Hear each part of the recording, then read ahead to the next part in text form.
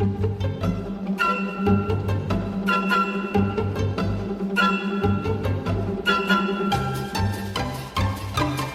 finished, guys. I'm finished.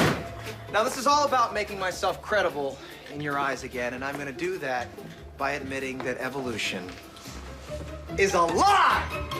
God damn you, Mac! Yes, please do, Mac. Now, as you can see, this is the evolution meter, and I've put God, the creator of everything, on the right side, and evolution on the left. I've went ahead and put you guys all on the fence, because, of course, you're going to hear out my Actually, no. Let's start where I would start. No matter, I'm righteous. I'm not going to stand here, present some egghead scientific argument based on fact.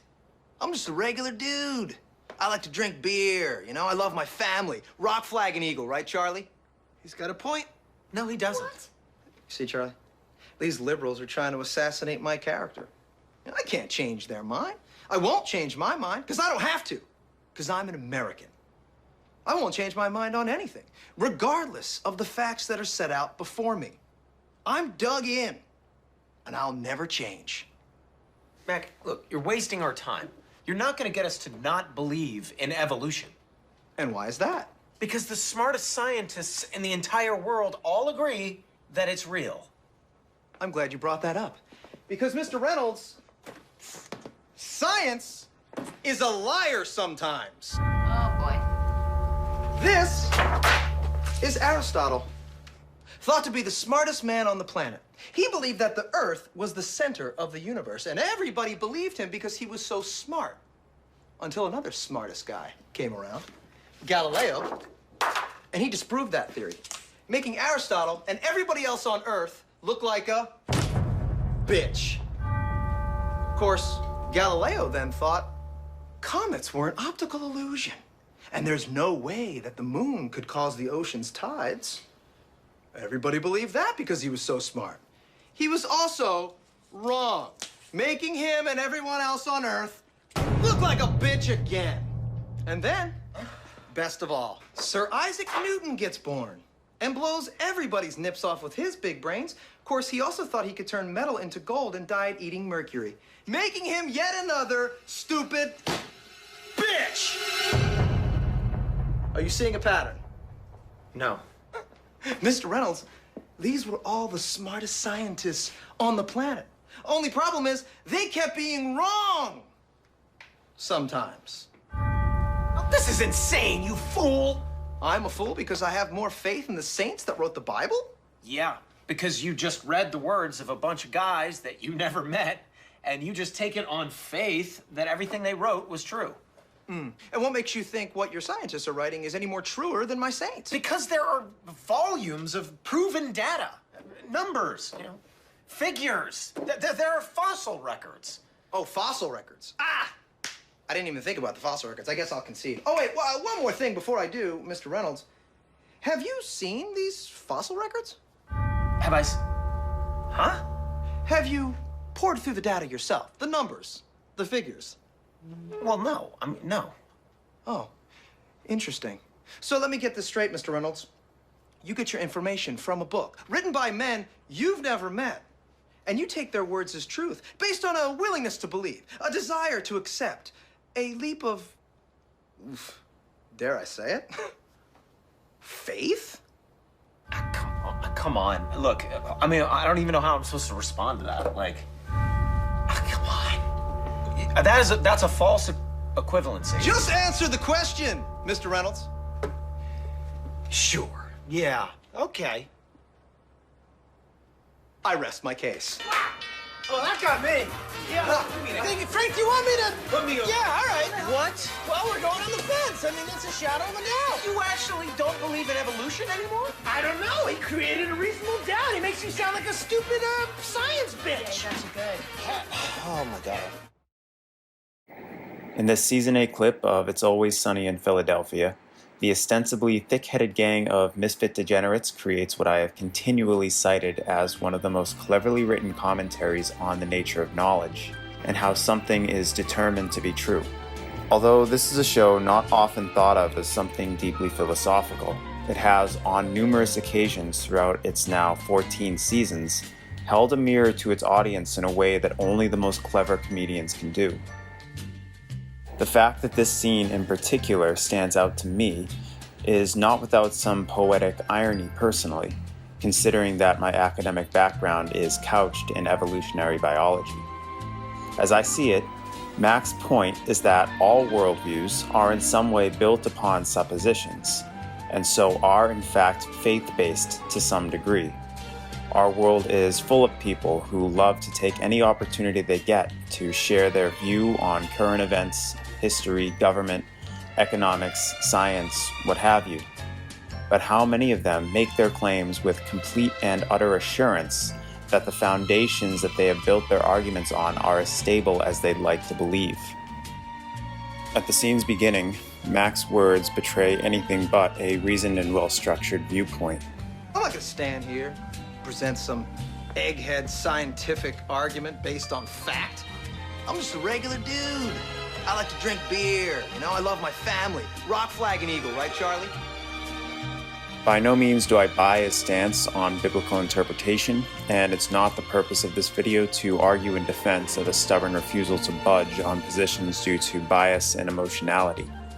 Religious fundamentalism is a worldview that I find to be deeply problematic for various reasons, and I would urge every Christian to make themselves aware of the evidence pointing to the hidden background origins of their religion, namely as it connects historically to what they lazily refer to as paganism, as well as its roots in astrology, entheogenics, and secret societies. But that discussion is neither here nor there. I wanted to talk about this scene because it takes the same dismissive claims that those of a materialist persuasion so often level at these fundamentalists. That all of their beliefs are based on faith in claims made by people who they do not know, and therefore cannot indisputably confirm at face value. But I don't wish to misrepresent my position here. The arguments I'm about to lay out can just as easily be turned against the modern wave of so-called evangelical apologists who employ many of the same self-deceptions to uphold their particular worldviews. There is a glaring hypocrisy in their assertion. Scientific materialism and other ideologies that correlate to it are held by people who often very passionately claim that theirs is the side of pure logic, science, and rationality. I'm not the first to point out that one of the outcomes of the importance we now place on science has given rise to what has come to be known as scientism. It has, in a sense, become its own religion.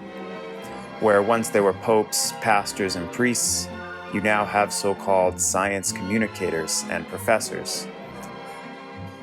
Mac brilliantly throws this abandonment of intellectual honesty back in their faces. Ronald, have you seen these fossil records? And further, back in the faces of anyone who makes claims of unquestioning truth without thoroughly investigating the sources used to support them.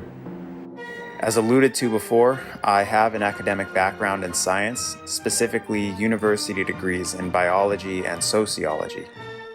I've been trained to use the scientific method and understand well its value when it is applied wisely and correctly. But this, I believe, cannot be done if we expect more of it than it's actually able to do. It was developed to be a tool for describing cause and effect processes within the observable phenomenological world we occupy. Its purpose is not, and never was, meant to provide an all-encompassing explanation of everything there is. There are realms where the highly left-brained, rationalistic thinking implied with science tends to lose its power of explanation, such as within the realm of ethics, spiritual meaning, and archetypal symbolism. Of the many great individuals who have spoken on this topic, the one credited with being the progenitor of this line of thinking was the German Enlightenment philosopher Immanuel Kant, in his classic work, The Critique of Pure Reason. His argument goes that human beings can only ever experience their world through a limited lens that is determined by our 5 biological senses. And there is no way to know with certainty that this form of perception can ever provide us with all of the information there is to determine a complete picture of reality as it is. Scientific investigation can and does provide us with insights that can illuminate a great many topics, and should never be dispensed with, for the cost would be far too great.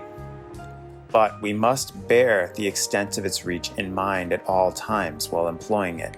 In addition, the collection of scientific knowledge is meant to be ever-shifting, constantly updating as new information is collected and analyzed. A true scientist is the man or woman who is constantly open to new possibilities and explanations, even those that may lie outside of their experiences or imagination. It is problematic for a populace to construct all of their opinions based simply on appeals to whatever it is the body of self-proclaimed experts finds to be the most fashionable or reasonable explanation for something at a given time, especially in cases where there are equally credentialed individuals who put forth opposing opinions that simply do not see the same light of day. And so the same message that my previous videos sought to put forward holds here. To be a true lover of science, you must foster the ability to walk apart from the herd, silence the consensus trends of your social circles, and seek knowledge yourself as an individual unhindered by fear of ostracization or the breakdown of your axiomatic foundations. Only then can you put yourself in an objective enough frame of mind to assess reality accurately. But no one can realistically be expected to scour through all of the information available within each and every field of study.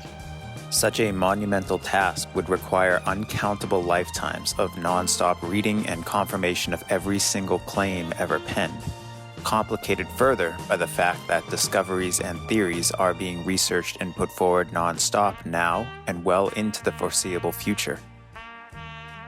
Given these limitations, it is absolutely necessary that we base the vast majority of our views on the findings of others. So how can we do that as effectively as possible?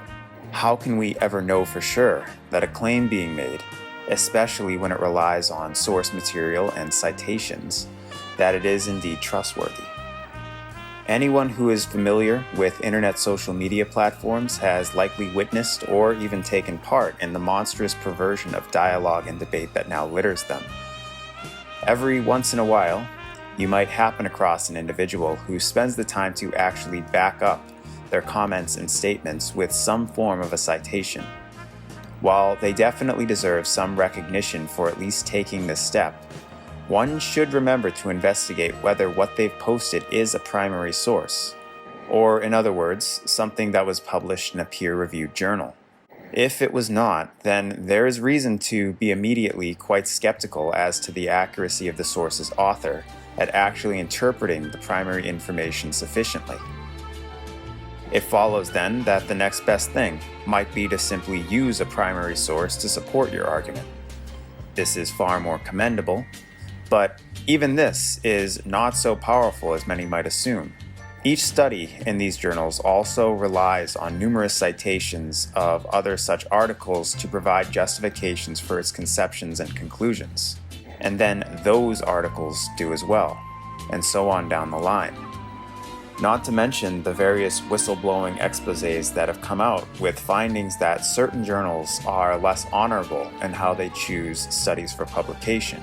So much of our discernment must also be based on the credibility of the journals themselves. But of course, academic knowledge must be built off of prior findings, or else we would never learn anything at all. Scientific progress would cease altogether. But any one weak link in that chain of citation could be a major fly in the lotion for certain trains of reasoning. However, where the scientific community remains, as it should, ideologically neutral, this happens in only extremely rare cases, as the publication process has a terrific system of checks and balances built into it. But enter in political and social agendas, and it's easy to imagine how personal biases can allow fraudulent or careless studies to pass through, all the while maintaining an ambiance of intellectual authority.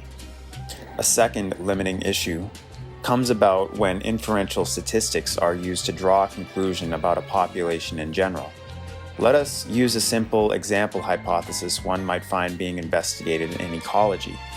Bear in mind, this is only meant to serve as an illustrative example. The evergreen trees of Russia grow taller on average than its deciduous species.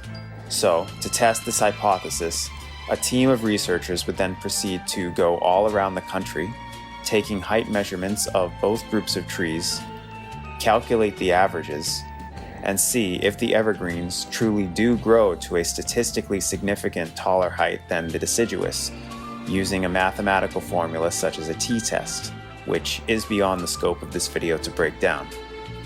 But a single small team of researchers would never take the time to locate and measure every single tree within the country of Russia.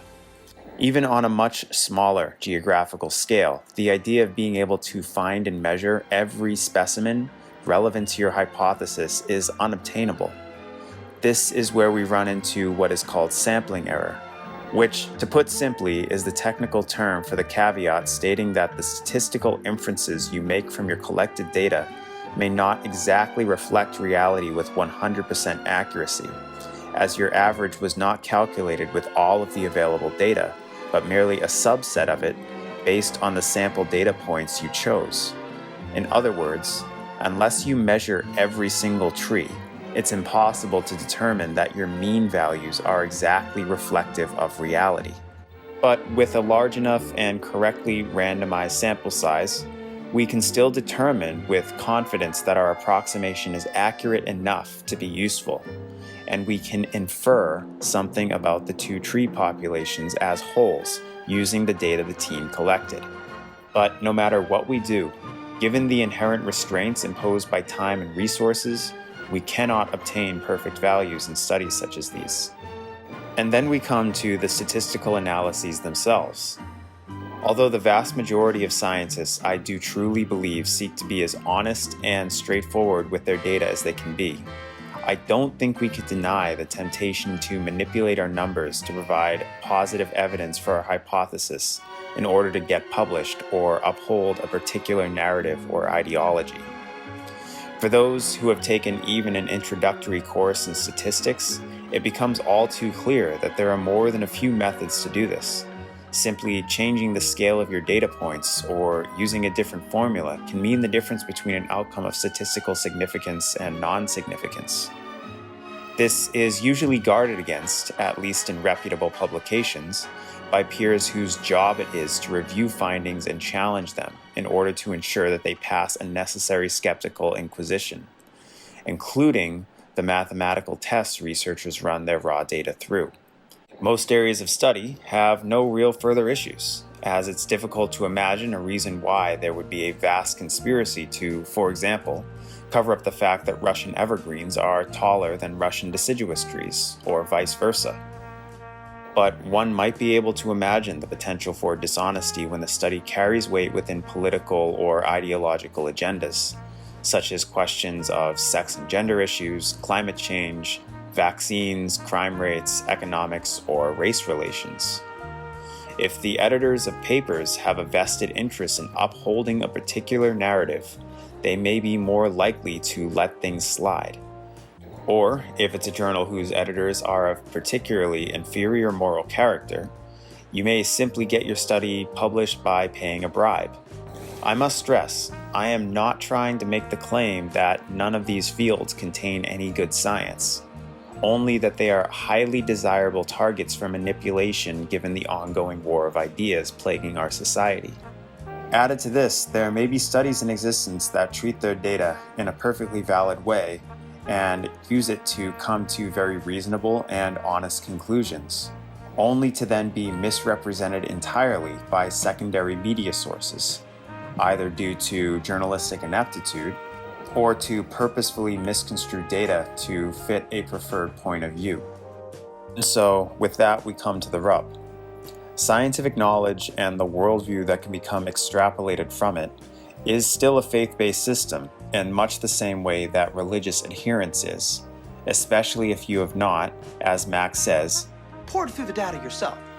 The same can be said for other academic fields as well, including, quite importantly, history and anthropology.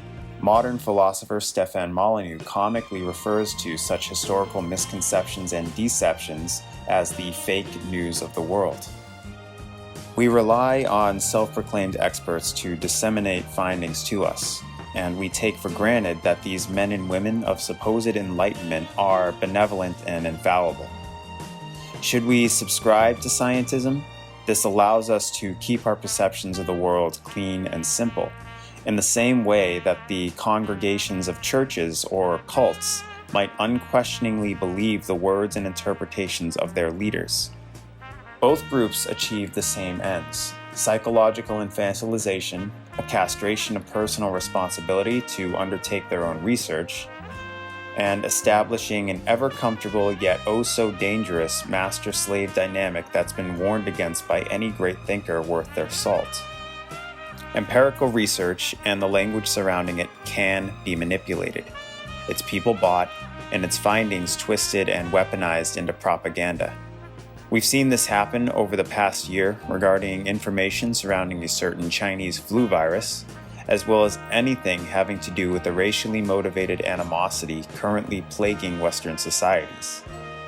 There are opposing camps within both issues whose only objective is to sell their view and besmirch the narrative of the other side. Those who attempt to understand both sides of the dialogue are generally those who are the quietest, knowing that wisdom is born out of a propensity to listen and gather as complete a context as possible, and only after that has been finished to throw themselves into the arena of conversation and debate. The ideologues are merely interested in the perspectives that confirm their own biases and champions their chosen team. Also, our research institutions and universities are far from innocent players in all of this. They're allowed the soapbox if they uphold a particular set of arguments, and are routinely being ignored, censored, and stigmatized if they report anything opposing them. In the current climate, they seem to be aligned towards the so-called left end of the political spectrum, or at least the pathological manifestation of the left that we see running rampant in today's streets. But that has not always been the case, and the scale may more easily than most believe tip back in favor of the other side. Just because a left-leaning persuasion seems to be dominating academia and the media, social and political conservatism has just as much potential of tyranny and absurdity, as history has no doubt shown us.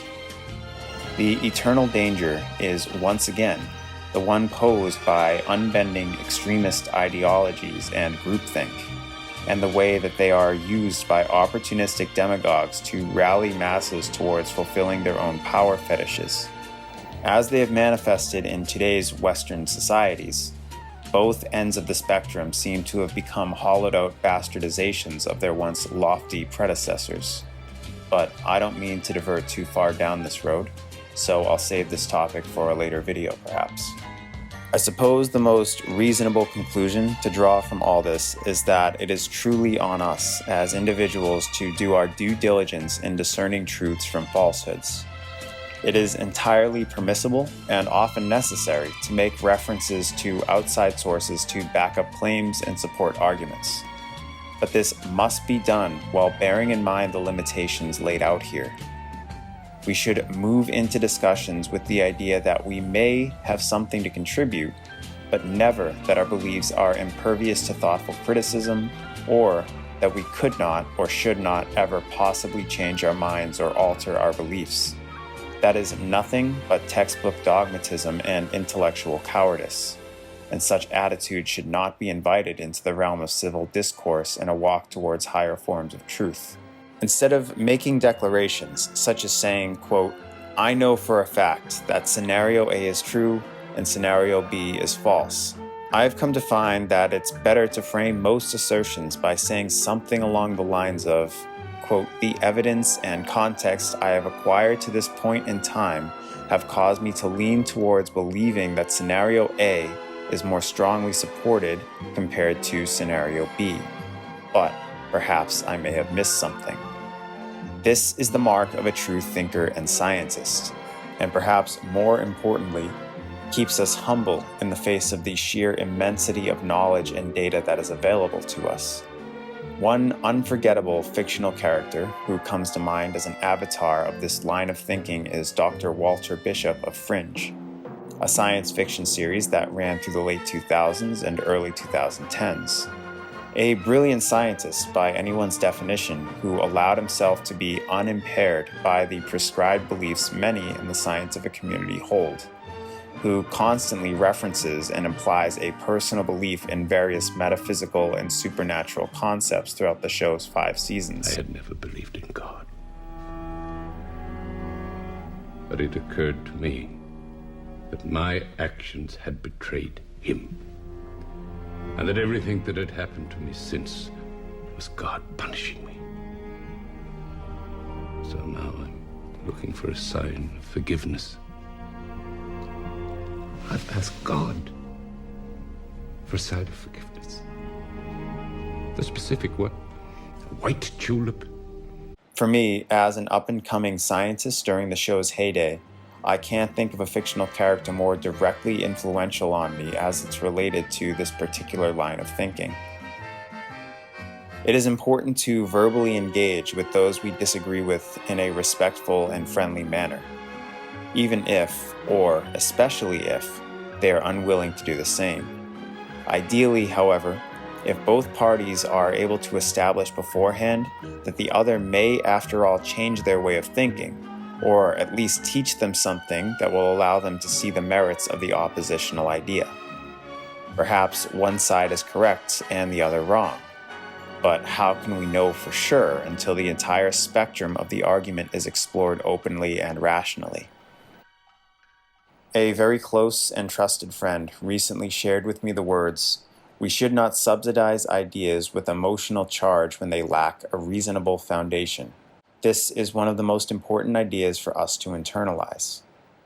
Human beings are capable of short bursts of rationality and objectivity, some more so than others given temperament and practice. But the vast majority of us, whether we like to face the fact or not, compile a rather large portion of our worldviews based on the emotional weight they hold with us, how well they adhere to our set of inherited subconscious principles. Admitting to this fact and attempting to work your understanding of the world around it will only strengthen the foundations from which you make your cases.